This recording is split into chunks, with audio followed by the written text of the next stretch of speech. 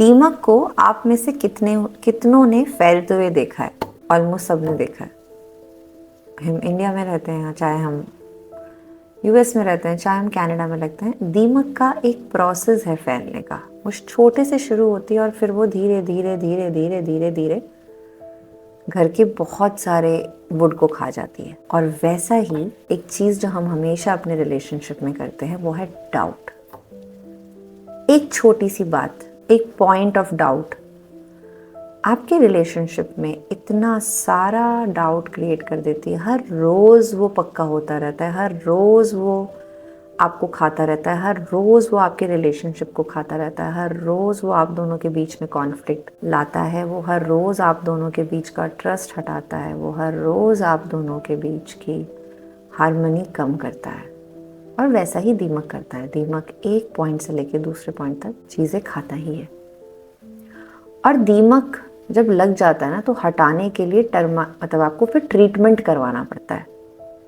या अगर आपको खुद आता है तो आप थोड़ा पाउडर वाउडर डाल के कर देते हैं। मुझे याद है जब मैं एक ऐसे घर में रहती थी जो ग्राउंड पे था और उसके आगे पीछे बहुत सारी मिट्टी थी, तो वहाँ काफ़ी दीमक लग जाती थी, काफ़ी दीमक।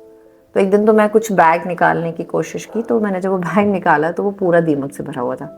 तो मैंने एक बार ट्रीटमेंट करवाया, तो फिर मैंने देखा चाहिए ऐसे ट्रीटमेंट करते, तो मैंने खुद करना शुरू कर दिया। और मैं टाइम लगने ही नहीं देती थी, क्योंकि लग जाती थी तो फिर वो ज़्यादा मेहनत लगती थी। अगर वो कम लगी हुई, अगर आपने एक रूटीन बांध लिया तो वो उतना लगती नहीं थी। तो ये इतना सारा दीमक पे बात करने का कारण क्यों है?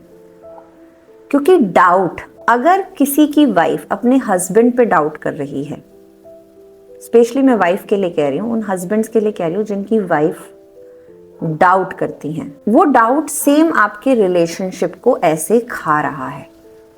वो एग्जैक्टली आपके रिलेशनशिप में रोज ट्रस्ट खा रहा है, रोज हार्मनी खा रहा है, रोज ब्लेम गेम्स को बढ़ा रहा है, अपनी लेंथ को बढ़ा रहा है, रोज आपका पीस खा रहा है और रोज आप दोनों के रिश्ते को कमजोर कर रहा है। अब क्यों मैं ये आज वाइफ्स के लिए बोल रही हूँ? क्योंकि मोस्टली क्या होता है, मेल्स का भी डाउट करते हैं, बट उनका डाउट का लेने का तरीका और फीमेल्स के लेने का तरीका अलग है। इनके सोर्स एक हो सकते हैं, तो ये सोर्स होते कहाँ से, ये सोर्स आते कहाँ से?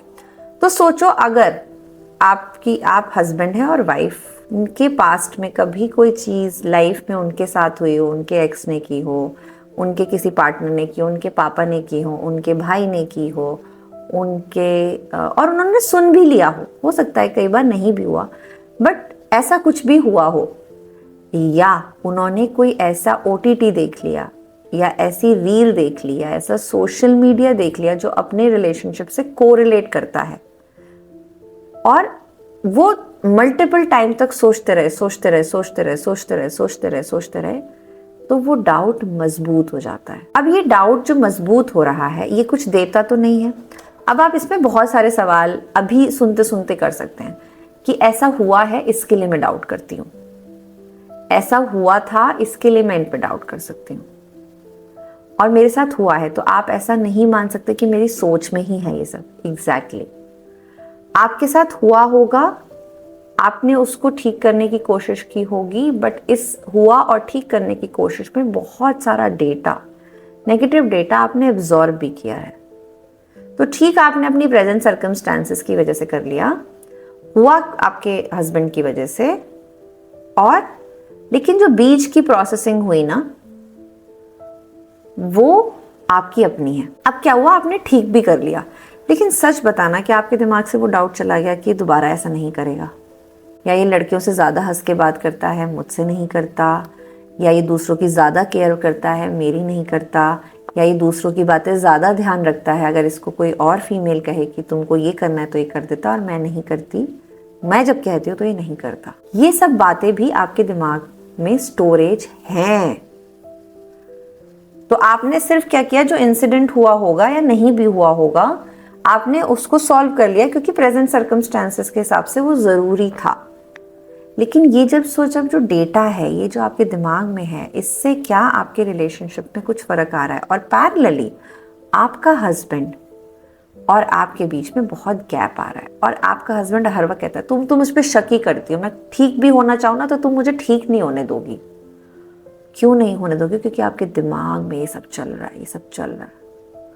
और सोशल मीडिया उसमें बहुत ज़्यादा मज़े लेता है, उसमें आपको और ऐसी रील्स दिखाएगा और ऐसी रील्स दिखाएगा और ऐसी दिखाएगा। लेकिन अब मैं वही कहानी लाऊंगी जो मैंने अभी शुरू में बताई थी। मैंने कहा था कि मेरे घर में दीमक लगी तो पहली बार तो मैंने ट्रीटमेंट करवाया, उसके बाद मैं ऐसे बार बार ट्रीटमेंट करने लगी, हर पर्टिकुलर टाइम बाद मैं वो दवा डालने लगी जिससे दीमक आए ही ना। और अब हम सबको भी, जिनके दिमाग में बहुत सारा डाउट है, फीमेल्स के स्पेशली, मैं मेल्स पे भी बनाऊंगी लेकिन फीमेल्स की बात यहाँ ज़्यादा हो रही है, जिनको बहुत सारा डाउट है, चाहे उनके हस्बैंड सुन रहे हैं चाहे वो सुन रहे हैं, तो पहली बार की डाउटिंग की क्लीनिंग करवा लो। अब वो क्लीनिंग आप घर में भी कर सकते हैं, वो थॉट्स की क्लीनिंग आप घर में भी कर सकते हैं और आप उसके लिए बाहर से मदद भी ले सकते हैं। घर में क्या कर सकते हैं कि आप दोनों आपस में बैठ के उन सारे थॉट्स के बारे में बात करो, उन सारे डरों के बारे में बात करो, उन सारी डाउट्स के बारे में बात करो।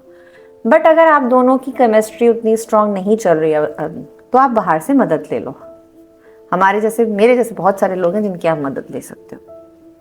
पहली चीज ये, आपको फर्स्ट टाइम तो ट्रीटमेंट कराना पड़ेगा। उसके बाद रेगुलरली आपको अपने डाउटिंग वाले प्रोसेस को फिल्ट्रेशन करनी पड़ेगी। आपको बार बार देखना पड़ेगा कि कहीं मैं दोबारा से उस लूप में तो नहीं जा रही, मैं कहीं दोबारा से उस लूप में तो नहीं जा रही, मैं कहीं से दोबारा उस लूप में तो नहीं जा रही। क्योंकि जितना मैं जाऊंगी उतना आपके पार्टनर भी आपसे परेशान होके दोबारा से कुछ ऐसा करेंगे ही करेंगे जिसकी वजह से आपको डाउट आया है। ये आप बात सच मानते हैं लेकिन एक्सेप्ट नहीं करते कि हाँ ऐसा होता है। और ऐसा ही होता है रिश्तों में, क्योंकि रिश्तों में आप सिर्फ फिजिकली नहीं जुड़ते हैं, इमोशनली जुड़ते हैं, मेंटली जुड़ते हैं, स्पिरिचुअली जुड़ते हैं किसी इंसान से। तो जैसा आप उसके बारे में सोच रहे हैं वो वैसा करने लगता है। तो अगर बहुत सारा डाउट आपके दिमाग में आपके पार्टनर के लिए, तो वो ऐसा कुछ ज़रूर करेंगे। लेकिन अगर आप अपने डाउट की क्लीनिंग करवा लो कि मेरे दिमाग में ये सब चलता है और मुझे सब ठीक करने की ज़रूरत है, और उसके बाद रेगुलर बेसिस पे ऐसी नौबत ना आए कि दोबारा से दीमक दोबारा से घर में आए, उसके लिए पर्टिकुलर टाइम पे ट्रीटमेंट करो। तो जब आप पहली क्लीनिंग करोगे उसी टाइम आपको समझ में आ जाएगा कि मेरे लिए 3 मंथ्स बाद मुझे क्या करना है, 6 मंथ्स बाद मुझे क्या करना है, 9 मंथ्स बाद मुझे क्या करना है। तो सपोज आपने जो घर की क्लीनिंग की, आप दोनों ने एक दूसरे से बात की, अगर आपके अच्छे रिलेशनशिप है तो आपने एक दूसरे से बात की, तो आपको हर 3 महीने बाद ये रिपीट करना है। अगर आपने बाहर से सपोर्ट ली तो हर 3 महीने बाद आपको वो प्रोसेस रिपीट करना है। और ये मैं इसके लिए कह रही हूँ कि अगर आप बाहर से लेते हैं तो उसकी बजटिंग भी आप अपने फाइनेंसेस में जोड़ सकें। क्योंकि बहुत सारे लोग मेरे पास इसलिए आते हैं वो कही हद तक कि मैम बहुत कॉस्टली होती है। ये सब दिमाग का आपका फतूर है।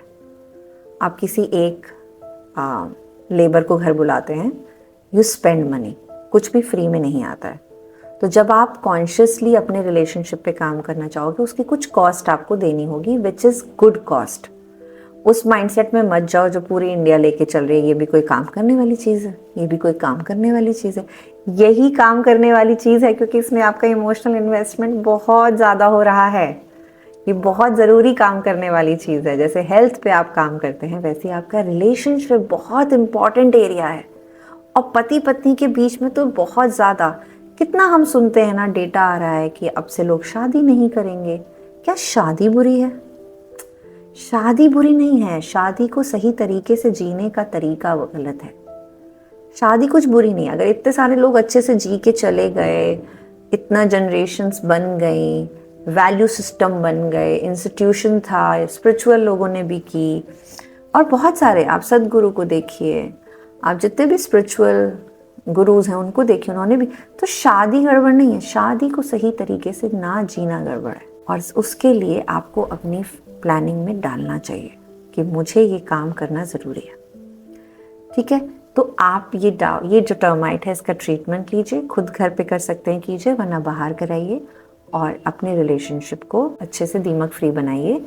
एंड बहुत सारा अपना रिलेशनशिप में ध्यान रखिए और अपना भी ध्यान रखिए।